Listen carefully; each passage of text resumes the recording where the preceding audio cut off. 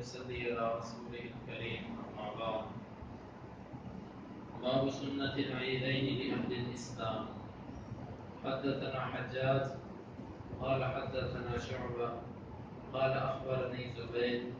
قال سمعت الشعبي عن البراء قال سمعت النبي صلى الله عليه وسلم يخطب فقال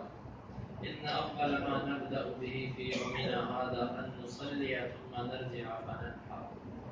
فمن فعل فقد أصاب سنة. یہ باب ہے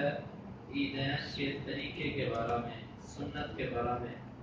اسلام کے لیے، اہل اسلام کے لیے۔ امام بخاری فرماتے ہیں کہ ہمیں بیان کیا حجاج نے، وہ کہتے ہیں ہمیں بیان کیا شعبہ نے، وہ کہتے ہیں ہمیں خبر دی زبیر نے، وہ کہتے ہیں میں نے شعبی کو براء بن عازب رضی اللہ عنہ سے روایت کرتے ہوئے سنا، وہ کہتے ہیں کہ میں نے نبی صلی اللہ علیہ وسلم کو سنا اس حال میں کہ آپ خطبہ دے رہے تھے، آپ نے فرمایا ان اول ما نبدأ به في يومنا هذا، بے شک وہ چیز جس سے ہم اس دن کی ابتدا کریں گے، ان نصلیہ، وہ یہ ہے کہ ہم نماز پڑھیں، ثم نرجع، پھر ہم لوٹ جائیں، فننحر، پس ہم نحر کریں، جانور ذبح کریں، فمن فعل فقد اصاب سنتنا، بس جس نے یہ کام کیا یقیناً وہ ہمارے طریقے کو پہنچ گیا۔ عید کے دن سب سے پہلا کام کیا ہے؟ امام بخاری رحمۃ اللہ علیہ فرماتے ہیں کہ عید کے دن سب سے پہلے جو کام کیا جائے گا وہ کام ہے عید کی نماز پڑھنا۔ عید کے دن بہت سارے کام ہوتے ہیں، اس کی مناسبت کچھ نے یوں بھی بیان کی ہے کہ عید کے دن کھیل کود وغیرہ۔ امام بخاری رحمۃ اللہ علیہ کا اعلان اس طرح ہے کہ کھیل اور یہ جتنی چیزیں ہیں کہ یہ سب کی سب عید کی نماز کے بعد کی جائیں، عید سے پہلے کوئی کام نہیں کیا جائے گا۔ اور عید انشاءاللہ احادیث میں آگے آئے گا کہ عید کی نماز کا وقت کیا ہوتا تھا، کہ وہ جب وقت ہمیں سنت والا معلوم ہو جائے گا تو خود وہ خود سمجھ آئے گی کہ عید کی نماز سے پہلے کوئی کام ہو ہی نہیں سکتا، اتنی جلدی اہل اسلام کی عید ہے۔ تو اس میں امام بخاری رحمۃ اللہ علیہ فرماتے ہیں کہ سب سے پہلا کام ہے عید کی نماز پڑھنا، اور اس کے بعد گھر لوٹ کے جانور ذبح کرنا۔ جس نے یہ کام کیا وہ ہمارے طریقے کو پہنچ گیا، مطلب کہ جس نے ایسا کام نہ کیا وہ ہمارے طریقے کو نہیں ہے، اس نے ہمارے طریقے کی مخالفت کر دی۔ خاص طور پر اس میں ان لوگوں پر کی غلطی معلوم ہوتی ہے کہ جو عید کی نماز پڑھنے سے پہلے ہی اپنے جانور ذبح کر دیتے ہیں۔ جو بھی مسلمان ہے، جہاں چند مسلمانوں کا اجتماع ہے، ان کو چاہیے کہ وہ اکٹھے ہو کر عید کی نماز پڑھیں۔ اگر وہ ایسا نہیں کرتے، اس کے بغیر ہی وہ قربانی کر دیتے ہیں، تو اس حدیث کو مد نظر رکھنا چاہیے کہ نبی صلی اللہ علیہ وسلم نے فرمایا کہ وہ ہمارے طریقے پر نہیں ہے۔ سب سے پہلا کام ہمارا عید کی نماز پڑھنا ہے۔ کھیل کود یہ جتنی بھی چیزیں ہیں وہ سب کی سب عید کی نماز کے بعد ہو سکتی ہیں۔ امام بخاری فرماتے ہیں کہ ہمیں بیان کیا عبید بن اسماعیل نے، وہ کہتے ہیں ہمیں بیان کیا ابو سامہ نے ہشام سے، وہ اپنے باپ سے، عائشہ رضی اللہ عنہ سے، وہ کہتی ہیں داخل ابو بکر عندي جاریتان من جوار الانصار، ابو بکر رضی اللہ عنہ داخل ہوئے اور میرے پاس انصار کی دو بچیوں میں سے بچیاں تھیں، غنیان مما تقابلت الانصار یوم وعاد، وہ گیت گا رہی تھی، اشعار پڑھ رہی تھی ان میں سے جو یوم بعاد کے دن انصار نے ایک دوسرے کی پر بڑھوتری ظاہر کرنے کے لیے کہے تھے۔ قالت، وہ کہتی ہیں کہ ولیست بمغنیتین، وہ دونوں گانا گانے والی نہیں تھی۔ فقال ابو بکر رضی اللہ عنہ کہنے لگے ابھی مزامیر الشیطان فی بیت رسول اللہ صلی اللہ علیہ وسلم، کیا شیطان کے باجے رسول اللہ صلی اللہ علیہ وسلم کے گھر میں؟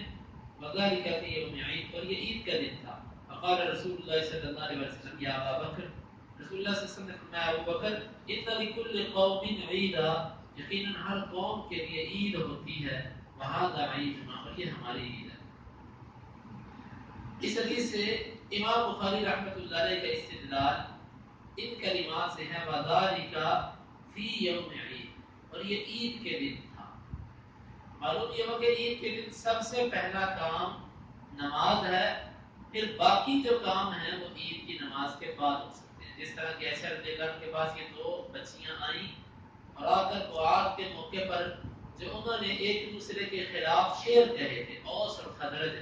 ان اشعار کو وہ پڑھ رہی تھی۔ جس طرح کے بعد بات یہ کل اور پرسوں کے درس میں گزر چکی ہے، یہ کوئی عشقیہ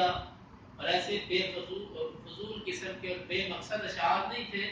بلکہ یہ وہ جنگ کے کہے ہوئے ان کے اشعار تھے جس میں وہ اپنی فوج کو شجاعت اور بہادری دلانے کے لیے تشجیع والے کلمات کہتے ہیں، یہ وہ کلمات ہیں۔ اور عائشہ رضی اللہ عنہا نے یہاں پر وضاحت کر دی ولی ستا بھی مغنیت، وہ گانا گانے والی نہیں تھی، وہ کوئی گلوکارہ وہ ناچنے والی وہ ایسی بات نہیں تھی، وہ تو بچیاں تھیں انصار کی۔ تو اس سے یہ بات بھی واضح ہوئی کہ وہ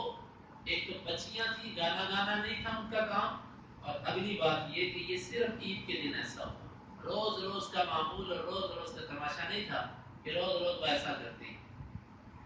تو نبی صلی اللہ علیہ وسلم نے فرمایا کہ ابو بکر ہر قوم کی عید ہوتی ہے اور یہ ہماری عید، مطلب عید کے دن خوشی کرنا یہ بھی اہل اسلام کے طریقوں میں سے۔ تو عید کے دن ہر وہ جائز خوشی کی جا سکتی ہے، اس کا تعلق گیت گانے سے ہو جو جائز گیت ہے، یا اس کا تعلق کھیل کود سے ہو، سیر و تفریح سے ہو، لیکن یہ سب چیزیں اسلام کی حدود کے اندر رہ کر کی جا سکتی ہیں۔ باب الاکل یوم الفطر قبل الخروج، یہ باب ہے یوم الفطر کے دن، فطر کے دن کھانے کے بارے میں نکلنے سے پہلے۔ امام بخاری فرماتے ہیں کہ ہمیں بیان کیا محمد بن عبد الرحیم نے، وہ کہتے ہیں ہمیں خبر دی سعید بن سلیمان نے، وہ کہتے ہیں ہمیں بیان کیا حشیم نے، وہ کہتے ہیں ہمیں بیان کیا عبید اللہ بن ابی بکر بن انس نے، انس بن مالک رضی اللہ عنہ سے، وہ کہتے ہیں کہ رسول اللہ صلی اللہ علیہ وسلم صبح کے وقت نہیں نکلا کرتے تھے عید الفطر کے دن، حتی یاکل تمرات، یہاں تک کہ آپ کھجوریں کھا لیا کرتے تھے۔ وقال مرجع بن رجاء، اور مرجع بن رجاء کہتے ہیں حدثني عباد اللہ، مجھے عباد اللہ نے بیان کیا، قال حدثني انس بن مالک، انس عن النبي صلی اللہ علیہ وسلم، کہتے ہیں مجھے بیان کیا انس نے نبی صلی اللہ علیہ وسلم سے، ويأكلهن بترا، آپ صلی اللہ علیہ وسلم کو تاک عدد میں کھایا کرتے تھے۔ اس حدیث میں یہ امام بخاری نے بتلایا کہ عید الفطر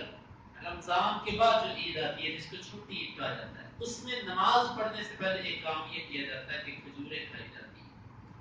یہ نبی صلی اللہ علیہ وسلم کا طریقہ ہے کہ آپ کھجوریں کھاتے تھے، بعض روایت میں آتا ہے کبھی 3، کبھی 5، کبھی 7 اور کبھی اس سے زیادہ بھی کھایا کرتے تھے، زیادہ اور کم بھی ہو جاتا تھا، لیکن کھاتے آپ طاقت تھے۔ یہاں سے اہل علم نے اس کا مقصد یہ بیان کیا ہے کہ در حقیقت یہ باور کروانا ہے کہ روزے ختم ہو چکے ہیں، روزے ختم ہو چکے ہیں، تو افطار کرنے میں جلدی کرنا عید کے دن، یہ ظاہر کروانا کہ اب روزہ نہیں ہے اس لیے یہ کھایا جاتا ہے۔ یہ بھوک کی وجہ سے نہیں ہے، کیونکہ اگر بھوک کی وجہ سے ہوتا تو نبی صلی اللہ علیہ وسلم اس کو پیٹ بھر کے کھاتے، اور جب بھوک نہ ہوتی تو آپ بالکل نہ کھاتے، بلکہ نبی صلی اللہ علیہ وسلم کا یہ عمل تھا، معمول تھا کہ ہر عید سے پہلے آپ صلی اللہ علیہ وسلم چھوٹی عید سے پہلے آپ کھجوریں کھا کر جاتے تھے۔ بعض تابعین نے اس کو شہد اور ایسی میٹھی چیزوں کے ساتھ بھی جوڑا ہے کہ کوئی بھی میٹھی چیز عید کی نماز سے پہلے کھا لی جائے، اگر گھر میں نہیں تو بازار سے لے کے کھا لی جائے، عید کی طرف جاتے ہوئے رستے میں کھا لی جائے، لیکن مقصد یہ ہے کہ عید کی نماز پڑھنے سے پہلے وہ جو رمضان کی کیفیت ہوتی تھی اس کیفیت کو ختم کرنا، کہ خالی پیٹ نہیں، اب کھا کر اگر طلوع ہونے کے بعد کچھ کھانا، بلکہ اس سے پہلے جب نکلنا تو کھا کر نکلنا تاکہ یہ معلوم ہو جائے کہ آج عید کا دن ہے۔ نبی صلی اللہ علیہ وسلم یہ کھاتے تھے، یہ بھوک کی وجہ سے نہیں تھا، محض یہ سنت تھی، اسی لیے کبھی تھوڑا اور کبھی زیادہ، اگر بھوک ہوتی تو آپ سے صرف بھوک کے حالت میں کھاتے، اس کے علاوہ نہ کھاتے، تو یہ سنت ہے، اس پر عمل ہونا چاہیے، خالی پیٹ نہیں آنا چاہیے، کوئی نہ کوئی چیز ضرور کھا کر، حتیٰ کہ اگر کسی کو کچھ نہیں ملتا وہ پانی پی کے آئے، گھر میں کوئی چیز نہیں، بازار سے کچھ چیز خرید کر ایسا کر لے، یہ نبی صلی اللہ علیہ وسلم کا طریقہ تھا۔ اللہ رب العزت سے دعا ہے کہ اللہ تعالیٰ اس پہ عمل کرنے کی توفیق عطا فرمائے۔ اللهم انفعنا بما علمتنا وعلمنا ما ينفعنا وزدنا علما، اللهم اقسم لنا من خشيتك ما يحول بيننا وبين معاصيك، ومن طاعتك ما تبلغنا به جنتك، ومن اليقين ما تهون به علينا مصائب الدنيا، متعنا اللهم بأسماعنا وأبصارنا وقوتنا أبدا ما أحييتنا، واجعله الوارث منا، واجعل ثارنا على من ظلمنا، تجعل مصيبتنا في ديننا ولا تجعل الدنيا أكبر همنا ولا مبلغ علمنا ولا تسلط علينا من لا يرحمنا. آخر دعوانا